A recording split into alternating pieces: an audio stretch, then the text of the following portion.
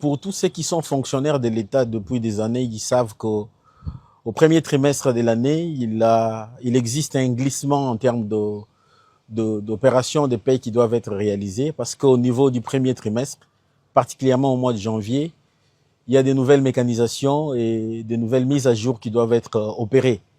Ces nouvelles mécanisations et mises à jour liées également à des ajustements, ajouter à cela les contraintes d'ordre sécuritaire, ont imposé à l'État d'adopter une stratégie de payer de manière progressive l'enveloppe salariale des agents et fonctionnaires de l'État. À ce stade, pour les mois de janvier, contrairement aux bruits qui sont en train de circuler, le gouvernement a payé avant le 28 janvier de ces mois de 2026 les rémunérations des personnels sensibles de l'État, donc les personnels relevant des services à mise à jour mensuels.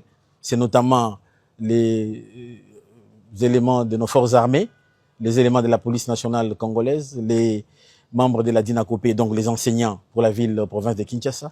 Ceux-là ont été et ont touché leur rémunération avant le 28 du mois de janvier. Pour les autres catégories, compte tenu des glissements, les pays ont continué au-delà de la date du 28 avec les médecins qui ont été payés la semaine passée. Aujourd'hui, je crois que la paye va continuer encore.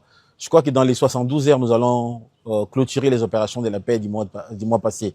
Ces ajustements sont notamment liés, comme je l'ai dit, au rythme que nous effectuons ces opérations compte tenu des mises à jour. Donc, les populations congolaises et les fonctionnaires doivent être rassurés, il n'y a aucun problème.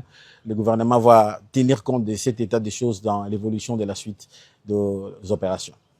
Nous sommes en début d'année. Le gouvernement, l'année passée, a déboursé 59 millions de dollars pour compléter les PDL 145 territoires. Je peux confirmer à nos populations que les BCECO a réussi les fonds, les CFF. Nous avons d'ailleurs clôturé tous les financements qui étaient attendus au niveau du CFF. Les PLID également avaient déjà réussi tous les financements pour les premiers volets et qu'au courant de l'exercice 2026, la loi des finances de l'année a prévu des sommes qui vont être allouées de manière pragmatique au programme PDL 145 territoires. Donc, il n'y a aucune inquiétude pour nos populations. Les PDL, c'est un programme prioritaire du chef de l'État. Il va se déployer sous la coordination de son Excellence, Madame la Première ministre, chef du gouvernement. Une meilleure coordination au niveau du gouvernement et de la Banque centrale du Congo. Une meilleure coordination également au niveau des services opérationnels du gouvernement, la DGDA, la division des mines pour accélérer l'exportation du cobalt et des meilleurs ajustements au niveau de la régulation budgétaire entre les finances et les ministères du budget.